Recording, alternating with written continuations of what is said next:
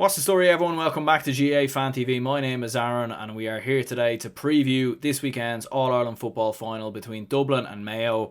And here we go again. Another All Ireland football final between Dublin and Mayo.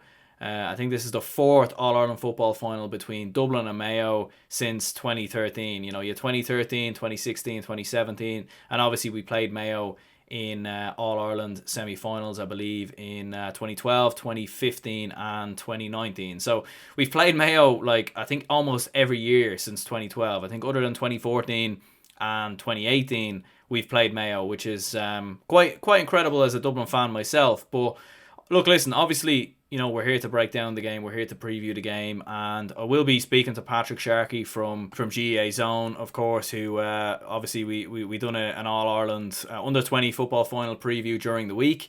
And I did ask him a couple of questions in regards to what he thinks will happen in this year's final. So we will get a clip of that at some stage in the middle of this video. But certainly, nonetheless, you know, it's going to be interesting to see how this game goes. And obviously, looking at the route to the final for both teams. So obviously, Mayo had that win over Leitrim in the first day of the season. And then they obviously beat Roscommon, and of course obviously then followed it up with a victory over Galway in the final. And obviously they didn't look as impressive against Galway as they did in the league. You know, in the league they completely wiped the floor with Galway. Obviously Galway were allowed into this game a lot more late on, but Mayo, for me, I think the young players that they've brought through this season has just really made a massive difference for this Mayo side. Obviously the likes of Owen McLaughlin, obviously you know, the likes of Mark Moore and coming in there, Tommy Conroy, Brian Walsh as well, who's made a massive difference to the team. And they've accelerated up a little bit. They've kind of gone a little bit up to the next level. And I'm looking at this Mayo team a little bit, and they are,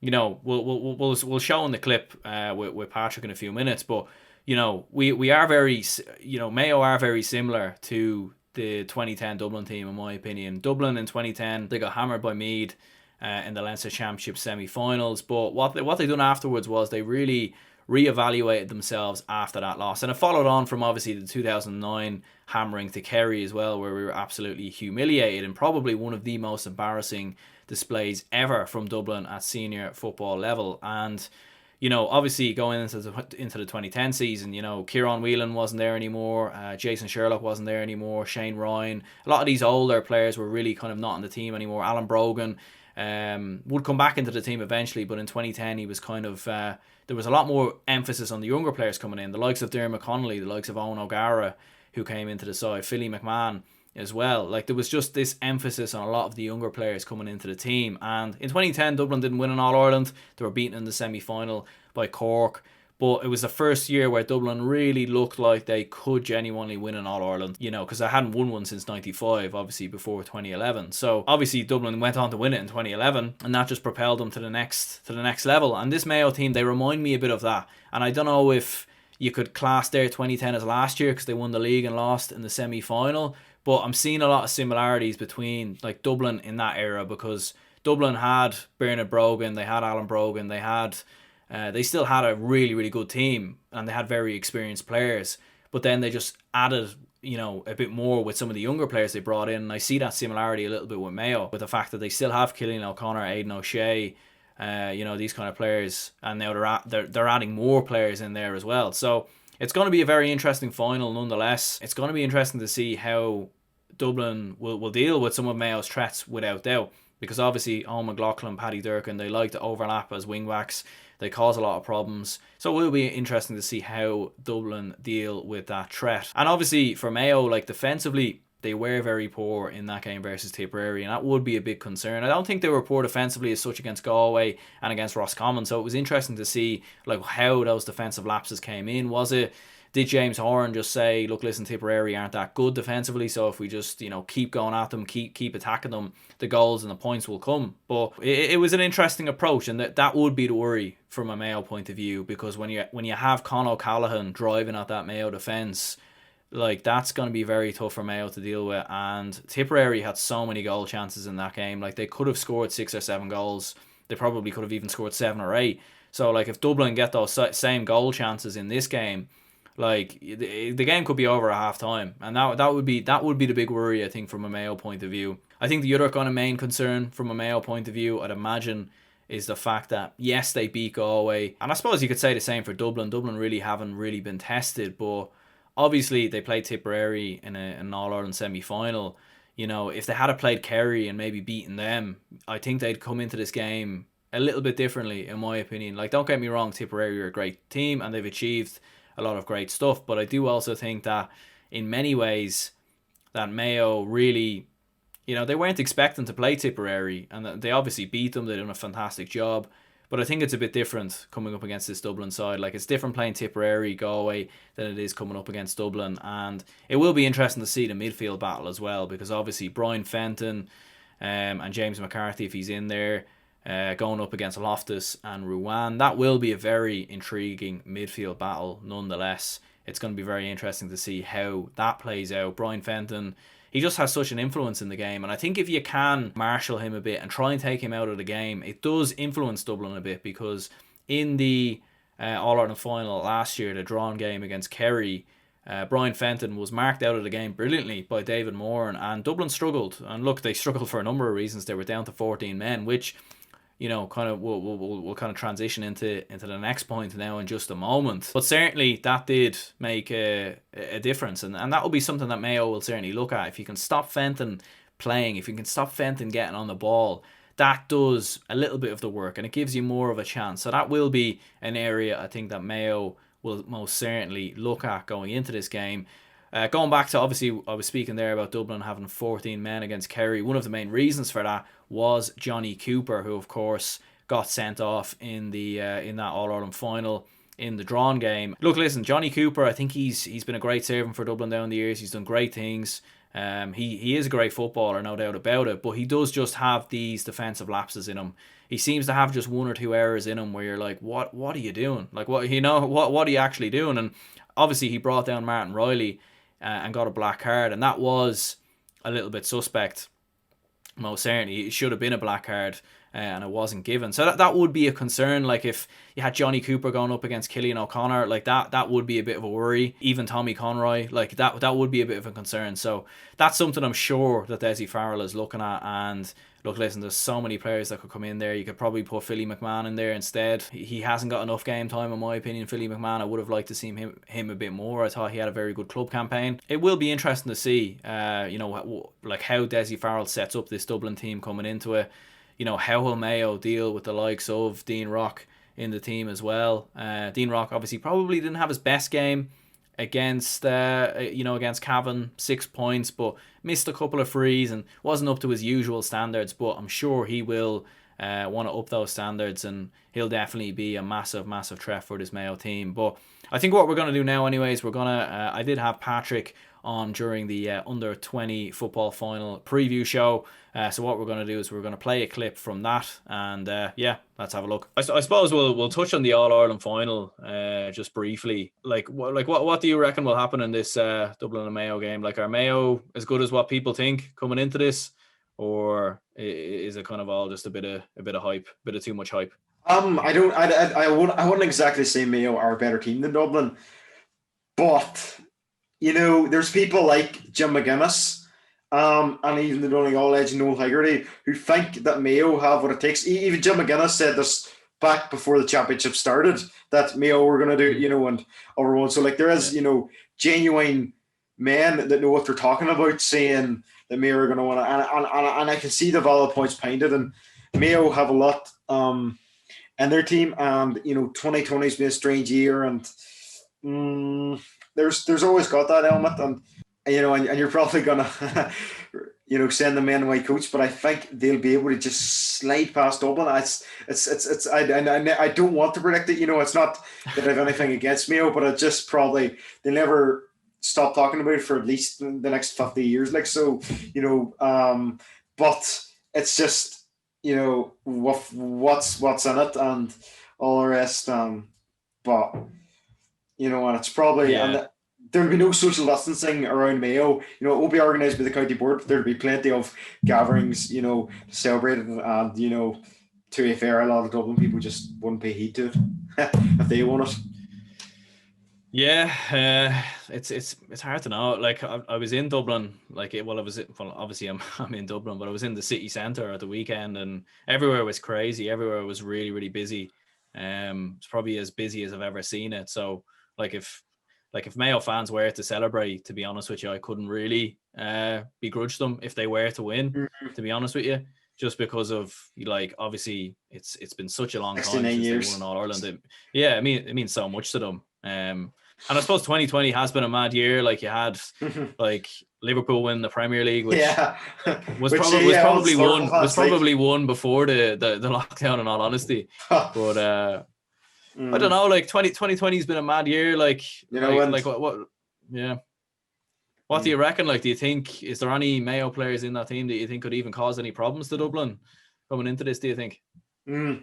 Well, the simple answer is Colleen O'Connor, 4-9 against Tipperary. Now, I know people say, oh, it's only Tipperary, but this Tipperary team scored 3-13 against Mayo. So to think, and to think people say, oh, Tipperary had a bad game, they definitely didn't. 3-13 against any team, I think, is always a good showing, and they should be very proud of themselves. Colleen O'Connor's there, and, Oisin Mullen, Tommy Conroy, two of the younger lads, and Aidan O'Shea, as always. David Clark at 37, probably if he brushes up on his kickouts, he's good at the saving part. So definitely there's a lot of potential in Mayo to kick on. And, I think, we talked a bit about it in my podcast, but I think that's better than the team of 2012, the team of 2013, the team of 2015, and the team of 2016 and 17. I think it's better than all those teams, just with that youth put in. They literally ejected Oisin Mullen, Tommy Conroy, Mark Moore. He gave 7 players their debuts at the championship in first game out. And you actually need to look at Colin Boyle. Very very very nice man, and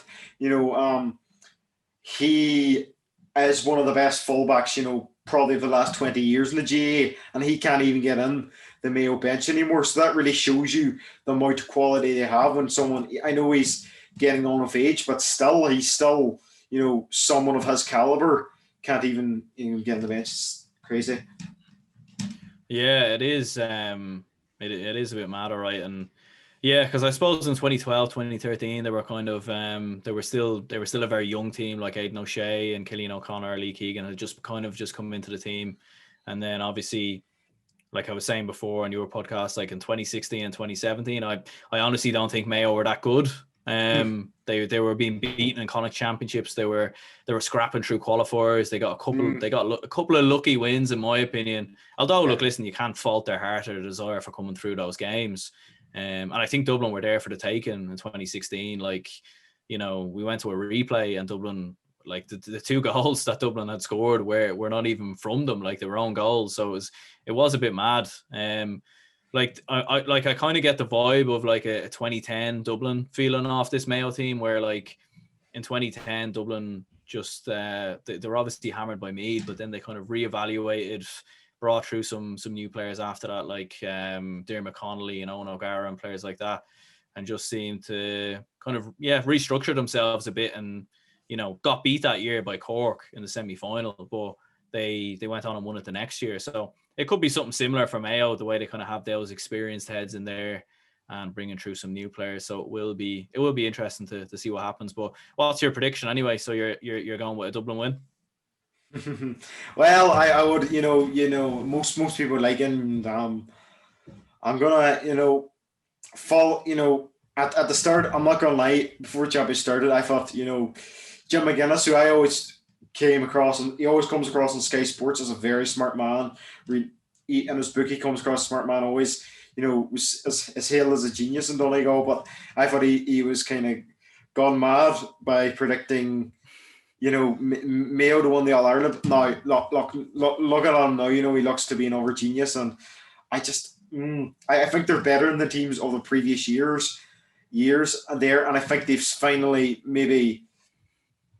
This is the best Mayo team of the last 10 years, and considering that the 2016-17 teams you said who came through the qualifiers, they've only lost out to Dublin by a point. So that really shows the kind of caliber we're talking about.